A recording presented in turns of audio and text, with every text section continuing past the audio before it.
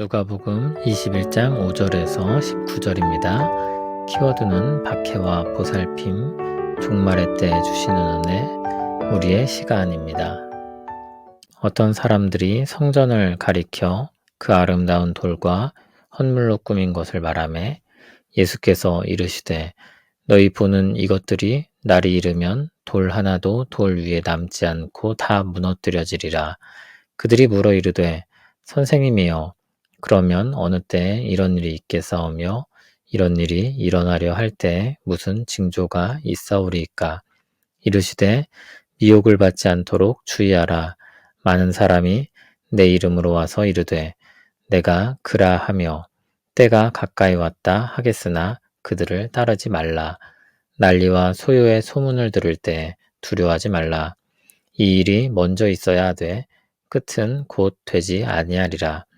또 이르시되 민족이 민족을 나라가 나라를 대적하여 일어나겠고 곳곳에 큰 지진과 기근과 전염병이 있겠고 또 무서운 일과 하늘로부터 큰 징조들이 있으리라. 이 모든 일 전에 내 이름으로 말미암아 너희에게 손을 대어 박해하며 회당과 옥에 넘겨주며 임금들과 집권자들 앞에 끌어가려니와 이 일이 도리어 너희에게 증거가 되리라. 그러므로 너희는 변명할 것을 미리 궁리하지 않도록 명심하라. 내가 너희의 모든 대적이 능히 대항하거나 변박할 수 없는 구변과 지혜를 너희에게 주리라. 심지어 부모와 형제와 친척과 벗이 너희를 넘겨주어 너희 중에 몇을 죽이게 하겠고 또 너희가 내 이름으로 말미암아 모든 사람에게 미움을 받을 것이나 너희 머리털 하나도 상하지 아니하리라. 너희의 인내로 너희 영혼을 얻으리라. 아멘. 어떤 사람들이 성전을 가리키며 아름다운 돌과 헌물로 꾸민 것에 대해 말하고 있었습니다. 헤롯이 유대인들의 환심을 사기 위해 아주 호화롭게 지은 성전이었습니다. 그런데 예수님께서 그 성전이 완전히 무너질 것을 예고하셨습니다. 사람들은 놀라지 않을 수 없었습니다. 그들은 그런 일이 어느 때 있겠으며 무슨 징조가 있겠냐고 물었습니다. 날에 대한 것은 감추어진 미래이므로 주님은 징조에 대해서만 말씀하십니다. 먼저 미혹을 받지 않아야 하는 것들에 대해 말씀하셨습니다. 미혹을 받지 않도록 주의하라고 하셨습니다.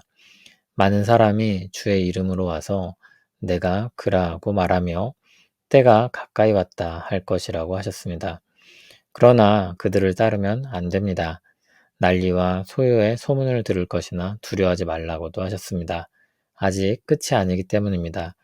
끝이 곧 되지 않는다고 하셨으니 상당한 시간이 더 지나야 할 것입니다.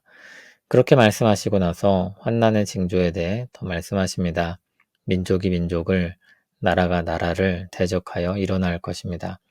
곳곳에 큰 지진과 기근과 전염병이 있을 것이고 무서운 일과 하늘로부터 큰 징조들이 있을 것입니다.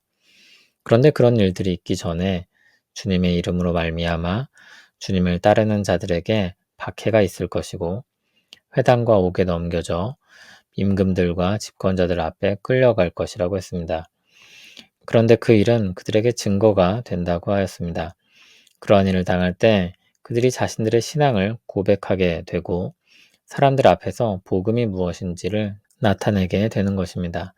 신자들은 박해와 죽음을 견디는 복음의 증거가 될 것입니다. 그러므로 변명할 것을 미리 궁리하지 않도록 명심하라고 하셨습니다. 이 말씀은 성경을 배울 필요가 없다는 이야기가 아닙니다.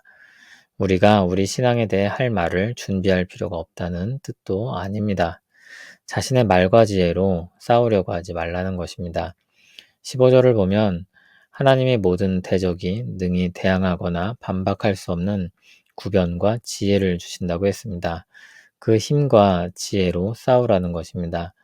그날의 어려움 중에는 부모와 형제와 친척과 벗이 그들을 넘겨주는 억울하고 분노가 일어나는 배반도 있을 것입니다. 마치 모든 사람으로부터 미움받는 것처럼 느껴지기도 할 것입니다. 그러나 이렇게도 말씀하십니다. 너희 머리털 하나도 상하지 아니하리라. 너희의 인내로 너희 영혼을 얻으리라.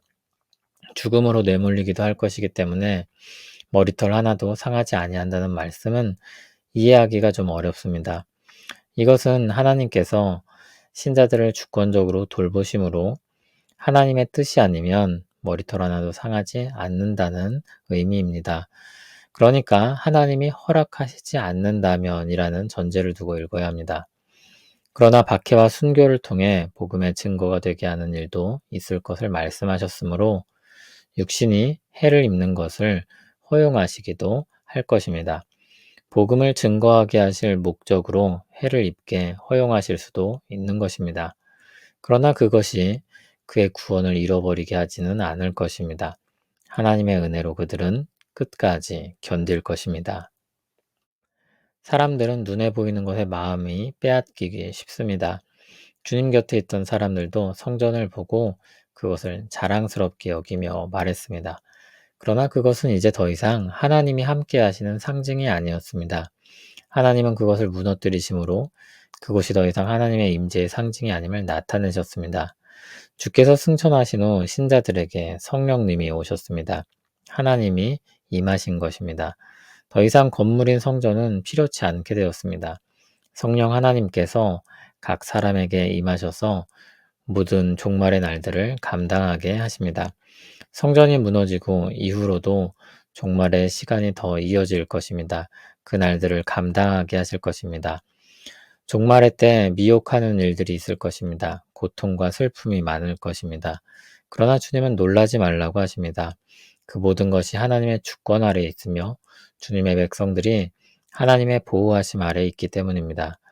그러나 주의 이름으로 말미암아 박해를 받는 일들도 있을 것입니다. 복음을 위한 어려움을 당할 수도 있습니다. 하지만 그것이 우리의 구원을 잃어버리게 할 수는 없습니다. 하나님은 우리를 보호하시거나 피하게 하셔서 해를 입지 않게 하실 것입니다. 그러나 종종 박해를 받게 하시고 그것을 견디게 하심으로 복음을 증거하게도 하실 것입니다. 우리도 종말의 때를 살고 있습니다. 주님이 다시 오길 바라고 기다리며 하나님의 뜻을 따라 살아가는 시간입니다. 미혹하는 일들이 많을 것입니다. 무엇보다 주님을 사칭한 일들이 있을 것입니다. 그러나 정말로 주님이 오시면 모든 것들이 평정될 것입니다. 온 세상이 주님을 알 수밖에 없으며 모두 무릎을 꿇지 않을 수 없습니다. 어떤 사람이 자신을 다시 오신 주님이라고 주장하는데 온 세상이 그 앞에 엎드리지 않는다면 모두 가짜임이 분명합니다. 말씀을 잘 읽으면 미혹되지 않을 수 있습니다.